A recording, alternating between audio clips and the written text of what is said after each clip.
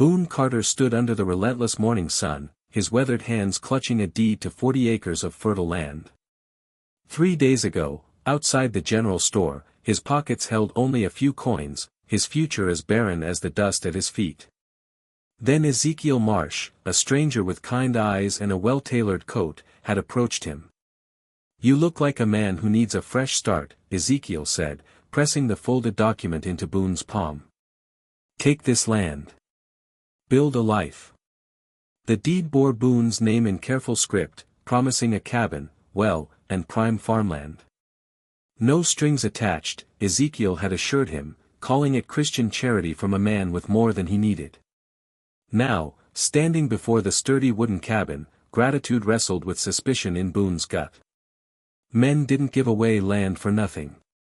There had to be a catch, a hidden flaw rendering the gift worthless.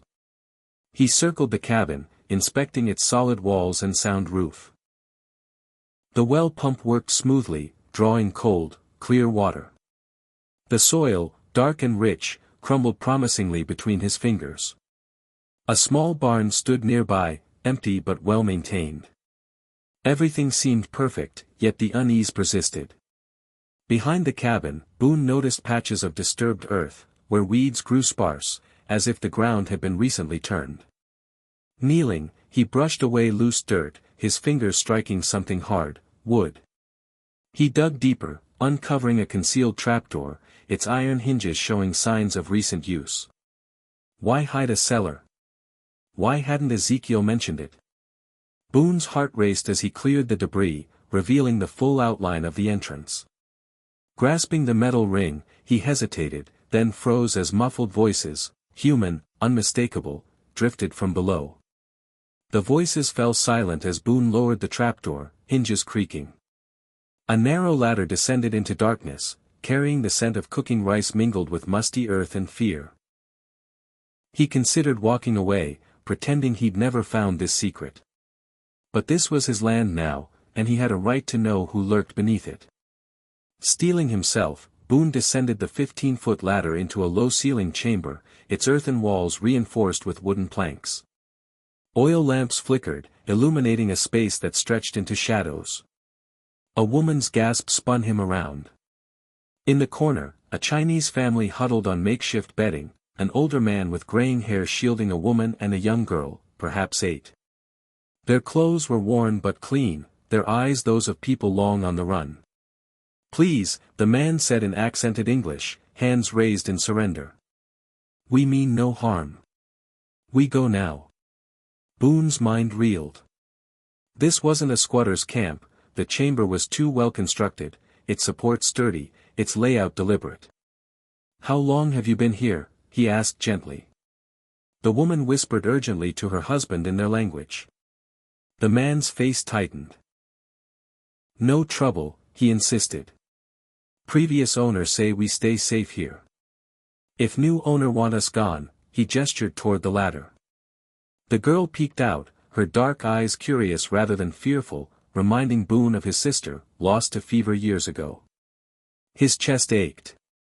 "Previous owner," Boone said slowly. "Ezekiel Marsh?" The man nodded eagerly. "Yes, Mr. Marsh, good man. Help us when others," he drew a finger across his throat, the meaning clear. Someone hunted this family, and Ezekiel had hidden them here. But why give the land to Boone? Why pass this burden to a stranger? Before Boone could ask more, hoofbeats thundered above, horses approaching fast.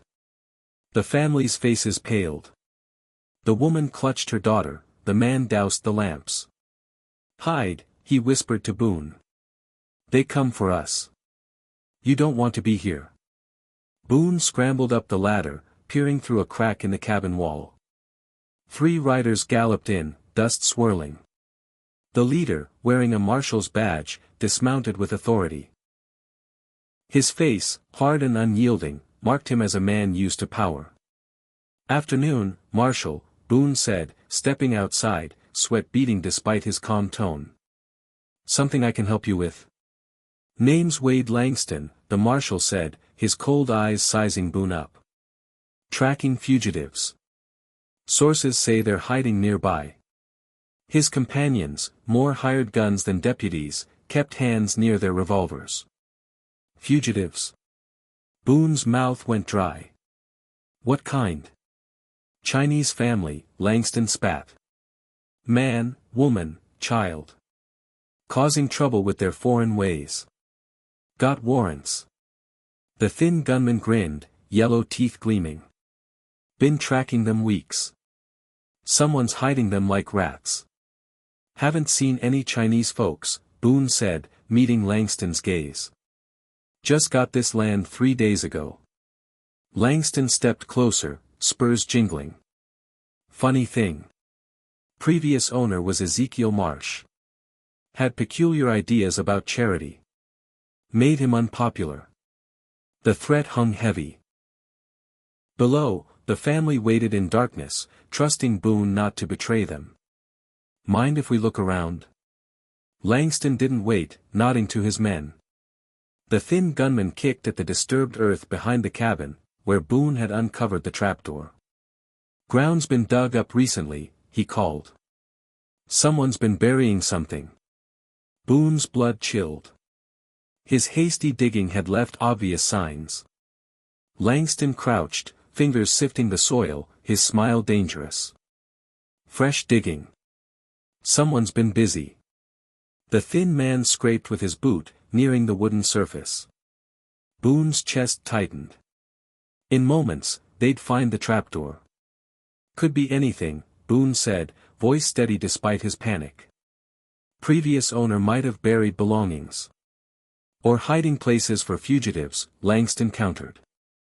The scarred gunman circled the cabin. Recent cooking ashes, Marshall. Fire put out in a hurry. Langston's smile widened. You're lying, son.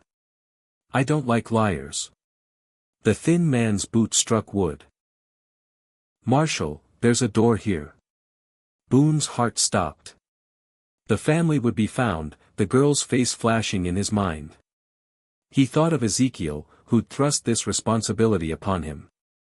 Had he known this moment would come? Clear that dirt, Langston ordered. As the gunman dug, Boone stepped forward. Wait, he said, voice firm. That's my root cellar. I don't appreciate strangers tearing up my land without a warrant. Langston's eyes narrowed. Root cellar. Didn't mention that before. Didn't think I needed to, Boone shot back. I'll show you myself.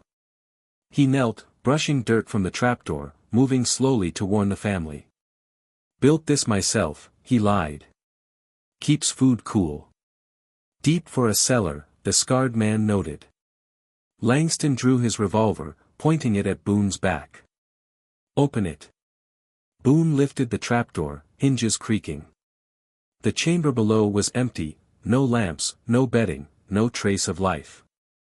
Even the rice scent had vanished. The family had hidden deeper. Just a cellar, Boone called, climbing down. But fresh footprints led to the shadows. Langston descended, revolver in hand, inspecting the supports. Fine construction for a cellar. Smells like people lived here. Above, the scarred man shouted, holding a torn silk fragment, blue, embroidered, from the woman's dress. Fresh tear, Langston said. They were here today. The thin man searched below, calling, there's tunnels, Marshall. Multiple passages. Langston smirked. Elaborate root cellar. He accused Boone of protecting fugitives, promising a noose. Then, new hoofbeats approached, 3 riders, led by a gray-bearded man with a deputy's badge. Wade Langston, Deputy Morrison declared, you're under arrest for conspiracy, extortion, and murder. Langston paled. Morrison revealed Ezekiel's evidence, Langston's extortion of families, his murder of Ezekiel, documented and sent to the territorial court. Morrison turned to Boone. Ezekiel named you a good man. He confirmed the family's innocence, part of Ezekiel's network to save persecuted families. Langston and his men were bound, their reign ended. Boone called the family up, they emerged, cautious but hopeful. Morrison promised safe passage to California.